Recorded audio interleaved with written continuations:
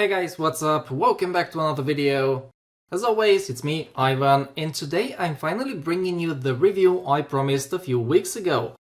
The San Martin SN0151GL. When I first got this watch, I wore it exclusively on the rubber strap and I absolutely loved it. But now that the bracelet has arrived, things have gone to the next level. In fact, it's so good that I honestly think this might be one of the most wearable watches San Martin has ever released. So without wasting any more time, let's take a closer look.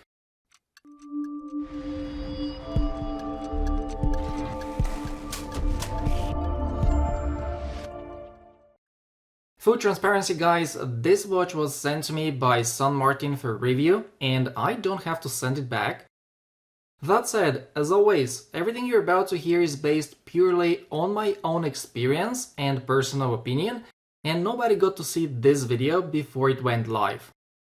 Now, if you decide to check it out for yourself, I've left the link in the description down below, along with the usual AliExpress discount codes.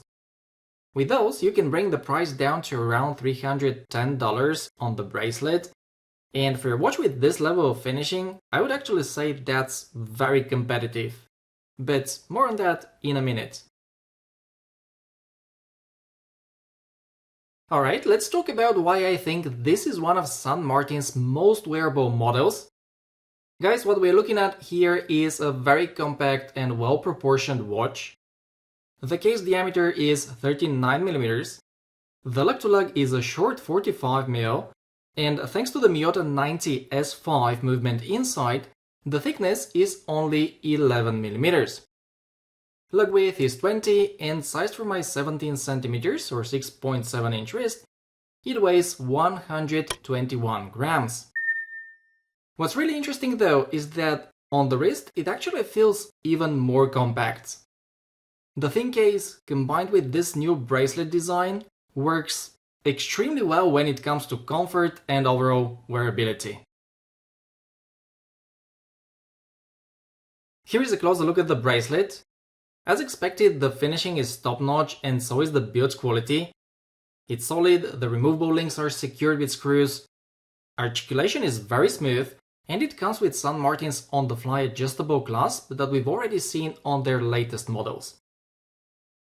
So yeah, I would say the bracelet is excellent. I love the design, the build quality as mentioned is great, and I genuinely have zero complaints.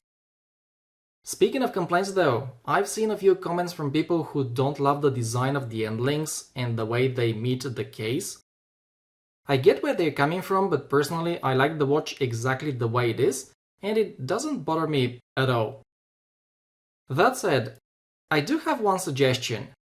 I really wish both the bracelet and the rubber strap came with quick release spring bars, as swapping between them would be much easier.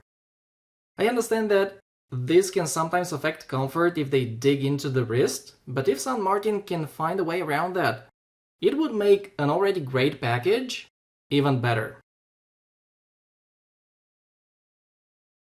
Moving on to the case itself, guys, you get the same excellent build quality and finishing that we just saw on the bracelet. There is a screw-down crown and case back, giving the watch a very solid 200 meters of water resistance, and on top you've got a very clear boxed domed sapphire crystal with blue air coating on the inside. As for the finishing, you can see from this close-up footage that San Martin have done a fantastic job both with the brushing and with the nicely executed beveled edges. But hey, what really caught my attention is just how thin the mid case is. Because of that design choice, when you actually wear the watch, it gives the impression of being even thinner than it really is. Alright, before we get to the dial, let's talk about the bezel and its action. As you've heard me say many times before, San Martin absolutely nails this. The bezel action on their watches is some of the best I've ever tried. It's smooth, it's crisp, it sounds great, and there is absolutely no backplay. Turning it is effortless too, thanks to the coin edge design, which gives you plenty of grip. Oh, and by the way, the bezel insert here is made of sapphire, and it's fully loomed, which I'll show you in just a moment. So here's a closer look at the dial, guys. It's a grain matter of pearl dial with a guilloche pattern, and in my opinion it looks really nice. You know, usually when I hear matter of pearl, I imagine something a bit flashy and attention-grabbing, but in this case it's actually quite understated, especially when you put it next to the SN0144 that I've got here. I mean, under direct light the grain does pop a bit more, but most of the time people around you probably won't even notice that this is a matter of pearl dial, which I think is great news for those of you who prefer watches that don't scream for attention. A couple of other things worth mentioning here are the lack of a date complication, which keeps the dial perfectly symmetrical, and the minimal use of text overall. Guys, the logo 12 is printed. Personally, I prefer the applied one, but I can live with this as well. And finally, the handset and the indices are beautifully polished and filled with Superluminova BGW-X1, just like the bezel insert, which means you get excellent legibility in the dark. At this point, the only thing I haven't talked about yet is the movement. Inside you've got the Miyota 90S5, which San Martin and quite a few other AliExpress brands and micro brands have been using more and more lately. I've got several watches with this movement in my collection, so if you've seen my previous videos, you pretty much know how I feel about it. The 90S5, along with the 9015 and the 9075, are easily my favorite watch movements. They're reliable, they're tough, and they tend to be very accurate.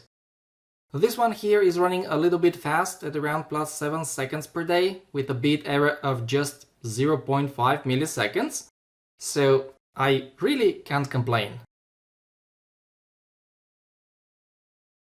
There you have it, guys. The SN0151GL is a very well executed watch from top to bottom. It's compact, thin, and incredibly comfortable on the wrist, especially on this bracelet. The case finishing is excellent, the bezel action is spot on as always, and that green matter of pearl dial is beautiful, but understated, making it more versatile than you might expect. Add to that the reliable Miyota 90S5 movement and a very reasonable price for the level of build quality you're getting, and you've got a watch that definitely punches above its weight. The only real problem is that most recent San Martin releases are just as good, so make sure you check out a few of their other models before making a final decision. That's all for today, thank you very much for watching. If you enjoyed the review, make sure to hit that like button, drop a comment down below with your thoughts, and subscribe to the channel if you haven't already so you don't miss any of my upcoming videos. I've got a lot of cool watches coming very soon, so definitely stay tuned. Take care, guys, and I'll catch you in the next one.